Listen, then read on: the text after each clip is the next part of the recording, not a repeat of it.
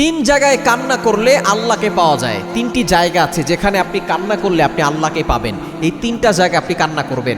আপনি বিপদে পড়েছেন, কষ্টে পড়ে গেছেন, আপনি তিনটি জায়গায় কান্না করবেন, দেখবেন আপনি আল্লাহকে পেয়ে যাবেন। আর যদি আপনি আল্লাহকে পেয়ে যান, এই দুনিয়া আখেরাত সব কিছু আপনার হয়ে যাবে। মাল্লাহুল মাওলা ফালাহুল কুল, হাদিসে কুদসির ভিতরে আল্লাহ তাআলা নিজেই বলে দিয়েছেন যে আমার হয়ে গেল, পুরো পৃথিবী তার হয়ে গেল। এজন্য অবশ্যই এই তিনটি জায়গায় কান্না করবেন। নাম্বার ওয়ান, এক নাম্বার হচ্ছে আপনি নামাজে সেজদায় গিয়ে কান্না করবেন। কারণ যখন কোনো ব্যক্তি সেজদায় যায় তখন সে মনে করে যে আমার কপালটা মনে হয় কার্পেটে লাগছে, টাইলসে লাগছে, জায়নামাজে লাগছে। নো, হাদিসের ভিতরে এসেছে আকরাবু মা ইয়াকুনুল আবদু হুয়া সাজিদ, যখন কোনো বান্দা সেজদা করে তখন তার কপালটা আল্লাহর কুদরতি পায়ে ঠেকিয়ে দেয়। সুবহানাল্লাহ। সুতরাং আপনি সেজদায় গিয়ে নফল নামাজে সেজদায় বসে কান্না করবেন।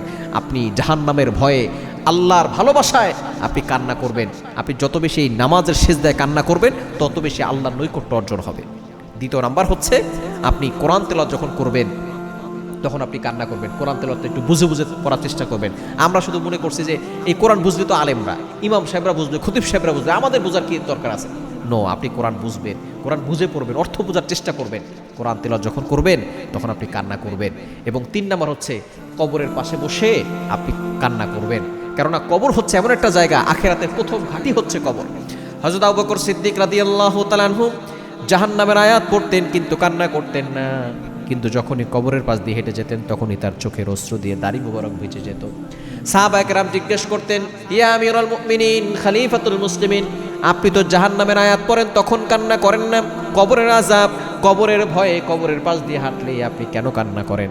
আবু বকর রাদিয়াল্লাহু তাআলা আনহু বলেছেন, এই কবর হচ্ছে আখিরাতের প্রথম ঘাঁটি। কবরে যদি কেউ ভালো থাকতে পারে সে হাসরের ময়দানে ছাড় পেয়ে যাবে এবং সে জান্নাতে চলে যাবে। সুতরাং কবরের কাছে আসলেই আমার চোখের পানি ধরে রাখতে পারি না। এজন্য কবরের পাশে গিয়ে কান্না করবেন, আপনি আল্লাহকে পাবেন। এই তিনটি জায়গায় কান্না করলেই আপনি আল্লাহকে পেয়ে যাবেন।